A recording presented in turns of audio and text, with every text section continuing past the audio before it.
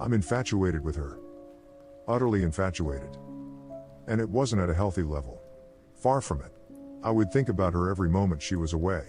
I would sometimes sit on my couch and just stare at my phone waiting for her to text. I'd tell myself, don't contact her. Don't. It will come off as too strong. But then I'd still find myself clicking her name on my contact list before my inner voice would continue. You don't want her to know how desperately smitten you are with her. It's unattractive. It will scare her off. No, you must wait for her to call you this time. But it was excruciating and exhausting. Almost unbearable. I once heard that the ancient Greeks believed that falling madly and irrationally in love with somebody was a curse that you would wish upon your enemies. I could never understand what they meant. After all, isn't falling head over heels in love the ultimate goal nowadays? But now that it's happened to me, I have to say, the ancient Greeks were right. This is a curse. I was barely in control of myself. Almost as though my infatuation with her had possessed me. The two of us were sexually active together but still in the dating phase. We were at that make or break era of a blossoming relationship where we'd either have the talk and formally be in a relationship or we'd start to slowly drift apart. The latter of which I don't think I'd be able to cope with. Honestly, I wouldn't be able to. Almost everything about her captivated me. The way she held her hand over her mouth when she laughed. How she'd caress the pendant of her necklace when she was frightened. How she'd twirl her hair in her finger when she was excited. All of it. Her smell. Her smile. Her eyes. Yeah, I know. It probably makes you sick reading about it. I feel the same way. I was never the hopeless romantic type. But now I can't stop fantasizing about her. I'd think about us doing the long 3-hour hike up to that magnificent view from one of our first dates. To that first kiss, as we overlooked the lights of the city. But this time I'd get down on one knee, bring out the ring, and, well, you know what would happen next. Alright, fine. I'll stop. Yes, this is a girl I'd only been casually dating for a couple of months. I shouldn't be thinking about proposing yet. I know that. I'm just barely able to control myself any longer. I feel as though I'm losing power over the decisions I make. And that brings me to why I'm here writing this out at the moment. It started with the first real thing that troubled me about her. We'd never actually spent a night together. No matter how late she was over, once either of us showed signs of being tired, she'd up and leave. She wouldn't leave awkwardly or in anger. Just a casual kiss goodnight, a smile, and a call me soon. It was something I didn't really even notice the first few times she did it. But after almost 8 weeks of dating, it was becoming strange. I'd have to ask her about it. It took drinking almost an entire bottle of wine before I had the courage to do it. She looked almost defeated when I asked and lowered her eyes in embarrassment. I knew this talk would come eventually, she started. She took in a deep breath with a long drawn-out exhale. Recently. She paused again. I've started talking in my sleep. She shook her head in embarrassment. It's called somniloquy, I looked it up. I shrugged and laughed out loud.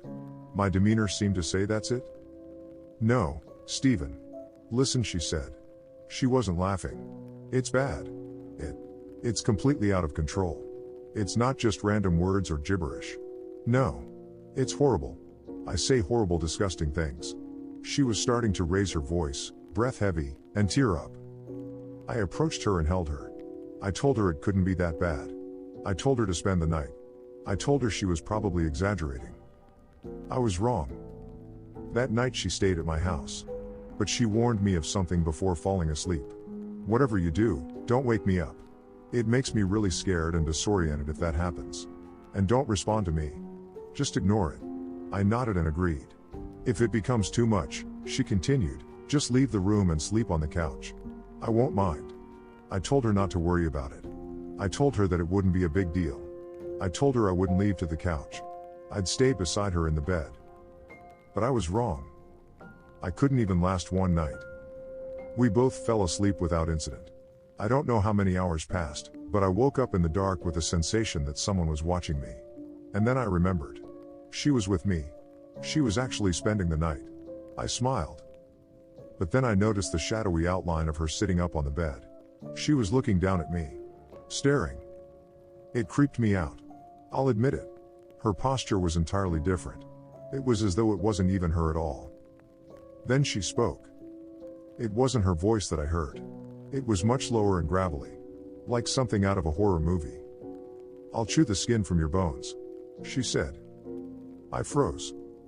At first, I just kept looking at her. This was not at all what I expected.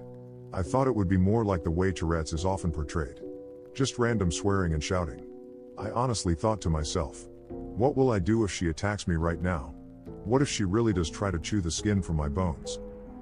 But then she just lied down and went back to sleep. I was creeped out.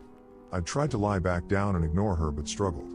I couldn't even close my eyes without thinking maybe she's sitting up again and staring at me. And then one time I rolled over to look at her, and she was. Her face was pressed right towards mine. Her breath was foul and rotted. Something that was most certainly not normal for her. She spoke again, in the same voice as before. If you don't move to the couch, you'll be dead by morning. That did it for me. I sat up in a moment and headed for the living room. She made some sort of wheezing sound as I left. I think it was supposed to be laughter. I was lying on the couch, but I wasn't going to be able to fall back to sleep. I was far too shaken. I was staring out towards the window, hoping to see the first few hints of the sun rising. And then I thought I heard something. From the bedroom. I listened. And then I heard it again. Stephen. It was that same low and gravelly voice. It sounded like a witch. I tried to just ignore it at first. But then it continued. Stephen. Still I said nothing. I know you can hear me, Stephen. You're awake now. Why don't you come back into the bedroom? The voice barely sounded human. Or maybe you'd prefer if I come to you? I still didn't say anything. I was told not to. But I listened. If I heard her start walking towards the bedroom door, I'm not even joking, I would have run right out of the apartment. But she had asked me not to respond to her sleep talking. So I didn't. And then I heard her once more. Sorry if this spoils your plans. She began laughing. The two of you were supposed to walk that trail again. She started. I wasn't even remotely prepared for what she'd say next. You'd both be so tired when you'd reach the top. You'd look over the city. Then you'll get on one knee and bring out the ring. She began laughing. And that's when I realized this wasn't just a problem with sleep talking. It was something much more. Something supernatural. I had never told anybody about my proposal fantasy. There was simply no way she could have known about any of it. This was no longer about merely talking in one's sleep. This was about possession. I can't go back into the bedroom. I have no idea what would happen if I did. Instead, I'm going to wait it out, holding up in my living room until the sun rises. I have a couple more hours yet. I can hear her laughing occasionally in the bedroom. It's still not her voice. Still that same low-pitched cackle. But as I sit on my couch writing this out, here's what scares me the most. Maybe my infatuation and utter obsession with her wasn't normal. I said before that I felt like I was losing control of myself. More so I believe than the typical falling in love story. No. I fear that the infatuation I felt was the entity slowly taking control of me. Of it controlling my thoughts, fears, ambitions, and anxieties. Maybe once I become completely absorbed, a transfer would occur, and she would be free of it. I know I should leave. That I should open the front door, get in my car, and drive away from here. But I can't. I can't leave her. I've already lost control. I'm infatuated with her. Utterly infatuated.